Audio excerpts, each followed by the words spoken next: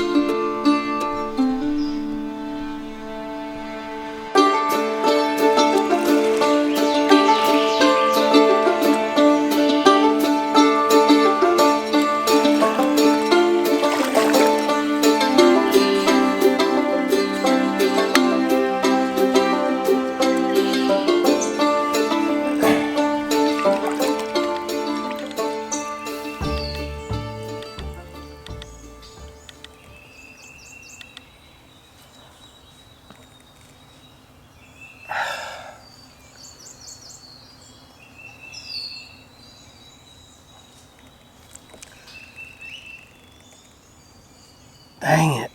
I don't really plan a lot for these videos. I have a general idea of, you know, what I want the video to be about. And today I wanted to talk with you guys about the wood duck family that has moved into the area and started to get some photos of. It never fails. I can't escape the addiction and the bad luck when it comes to bobcats. Oh man. So this camera's been up for almost 3 months consecutively. The only mammals that I was getting any halfway decent images of, the occasional beaver and muskrat and nutria. Just coming in here today to modify it for wood duck babies, and wouldn't you know it, a bobcat almost walked in front of the scene. He never made it completely. If you can see right here, this is my sensor. He walked, he stepped over the sensor, tripped the sensor, turned around and went back that way. First time I've ever had that happen. Part of me can't believe, just can't believe it, and the other half is like, this is typical. So I don't think I got a picture because he never made it far enough down the log to be able to photograph him. Like I said, based on the trail camera footage right here, he stepped right over, it triggered the camera, it took a couple pictures, and yeah. Alright, so let's get over that. Let's talk about wood ducks. But let's look at the back of the camera and see if we got anything last night. I came in here yesterday and just kind of took a sneak peek, and I was able to get some wood duck photos, so I decided to modify it today to solely photograph the wood duck babies, because they're actually nesting, or excuse me, resting and preening right here in front of the camera. So that was what I'm after. Dang bobcat, man. Gosh. All right, let's take a look, see what we got.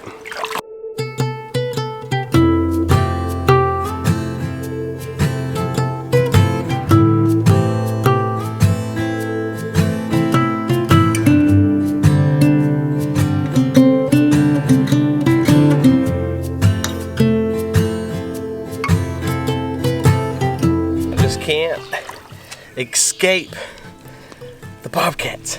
I just can't. I know I didn't get the photo, but part of me is like, oh, because this could have been an amazing shot had he just walked across it. But everything was going against me here. My lights aren't set up for cat walking that way, so the possibilities, man. Camera trapping, you gotta love it. You never know what you're gonna get. All right, let's see what we got. I got a photo of the bobcat. I got one. Jesus. Alright, so last week's video, you got to see a bunch of those baby wood ducks. Well, I've got 2 hens in this area that's had several babies hatched. We had one that had 16, she's down to 9, and the other I have not counted just yet. So we've got, again, 2 different families. One family is a little bit larger than the other because they hatched first. And I came in here yesterday, I was just kind of curious. I was like, you know what, I want to go in a day early, check my battery, see if everything's working. And I actually found out I got a really good photo, or several good photos, of the wood ducks. They're resting right here on this log just in front of the camera. And I thought, man, this is what I'm going to do. There's nothing walking across this log. The raccoons are even swimming around it. So we're just going to modify it. We're going to only try to photograph the baby wood ducks. And brought everything in here today to go ahead and put some fresh batteries in and modify it slightly to try to photograph them. And then we see that bobcat. So man, that just, oh, it's in the back of my mind always. When I set up these traps, I'm like, you know what, it could work out for a bobcat. But so what I'm going to do, I'm going to put fresh batteries and everything, and we're gonna try to set this up as a baby wood duck camera trap. What I want to do, so for the other images that I was able to get, I was shooting in aperture priority, so the camera determined the shutter speed. Well, photographing during the day, the shutter speed is going to go really high. On this particular camera, I can't cap it out, and so I thought about shooting in manual mode, setting the maximum shutter speed for my sync speed. That way I can, and then give me a really high aperture. That way I can retain detail in these bright days, but also be able to flash the animals as well. So that's what we're going to try to do. Go ahead and change batteries and everything. We'll take a look at it and see if we can make that happen, or I may decide to leave it in aperture priority and let things happen as they may. But I'm really wanting to pop some fill flash in there. You can see right now, sun's come out. We got partial leaves up here and then a lot of open sky. And so by doing, you know, like this right here, this camera, you'd never see the flash firing. But also too, if this log happens to be in deep shade, the shutter speed is going to be so high, you're not going to be able to get any detail in there. So that's why I want to put it back in manual. That way I can fill in the shadows with the flash. So, all right, let's get to it, and I'll show you what I got after I'm done.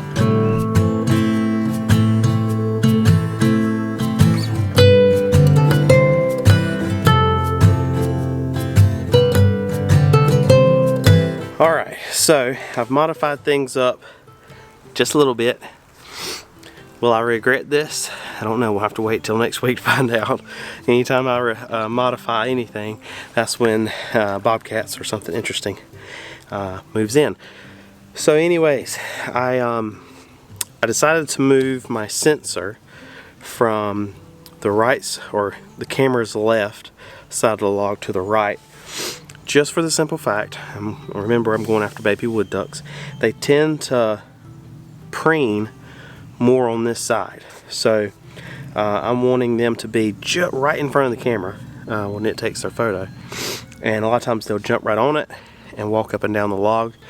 I was going to make a really big change today, and a picture that I had in my mind would be put the camera almost water level on the side of the log to get pictures of them climbing up on it. That might still happen. I'm just probably going to wait on that one because they also like to come up and they feed on the moss that's right on the edge of this log. You can see that in the trail camera footage. And so that might be something that I do next time. But right now I just want to, I'd love to get a beautiful shot of them all resting on the log right in front of the camera. That's what I'm after. So that's what I'm going to go after first, and then we'll try to get the shot of them climbing up on the log. I'm really digging these wood duck pictures that I've gotten. So let's talk about the one that I got yesterday. So this picture here I love, and this was created in aperture priority. So the camera selected the shutter speed, which it saw the bright light that was on this log and chose the appropriate shutter speed for it. So it allowed all the shadows in the foreground and the background to fall really dark, which created a very moody photograph. Now, not all the photographs worked out like this. This particular photo, it was overcast, and you could see the baby ducks walking up and down the log, but there was mostly clouds, so it was a really soft light everywhere throughout the swamp. And so I dig those natural light photos, but I'm very curious to see what it would look like with a flash dominated scene. So exposing for the highlights in the trees, letting the flash fill the shadows on this side of the log. So that's what I'm after. We're going to leave this camera up. I'm going to come back in here in about 3 or 4 days, give them time to come in and use this log multiple days in a row and see if I like those photos. If I don't, I'll put it back on aperture priority and let the camera determine the shutter speed. Why I chose the settings I did for this particular scene is most of the time, not always, but based on the data strip on the trail camera footage, most of the time they're coming in here early to mid morning to early afternoon to late evening. There's been a few times where it's right in the middle of the day, but most of the time it's mid-morning range to late afternoon. And so by doing that, selecting an aperture of f9, shutter speed of 200, that should allow me to save most of the sky detail in these shots by also keeping the flash on them. So it should work out. In my mind, it's looking like it should, so we'll see. I'm excited about this. This trap was almost in its last couple of weeks. I think last week's video I said that I was only going to leave it here for 1 more week. Nope, it's got to stay. We're going to leave it right here on this log to try to photograph the baby wood ducks and who knows, a bobcat. Now I'm kind of curious to know if the bobcat walked on the beaver dam. I have left a trail camera on the beaver dam since pulling the camera trap off. I left a trail camera there, so I'm gonna walk over there now and see if he happened to walk across the beaver dam. I have had several animals walk across it, so not a lot of photos in this video, but I'm hoping next week that'll be the one. So man, this is exciting. Camera trap stuff is ups and downs, and sometimes all in the same day. So, all right, let's walk over there and see what we got.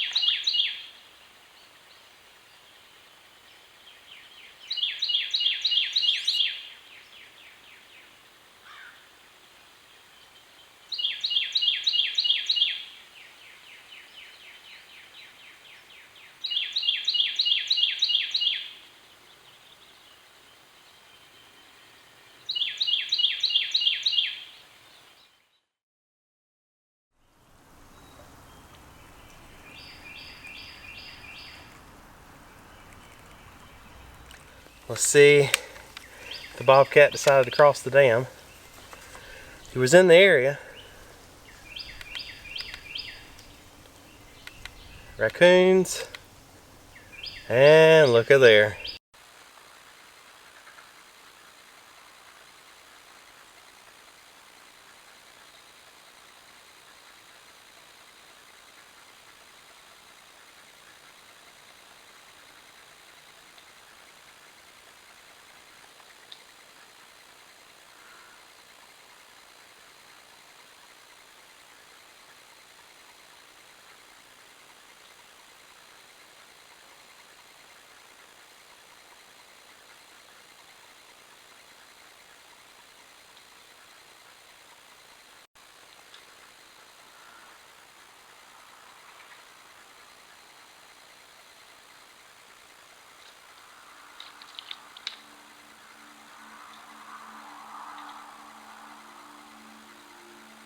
Three times this bobcat walked across the beaver dam. So,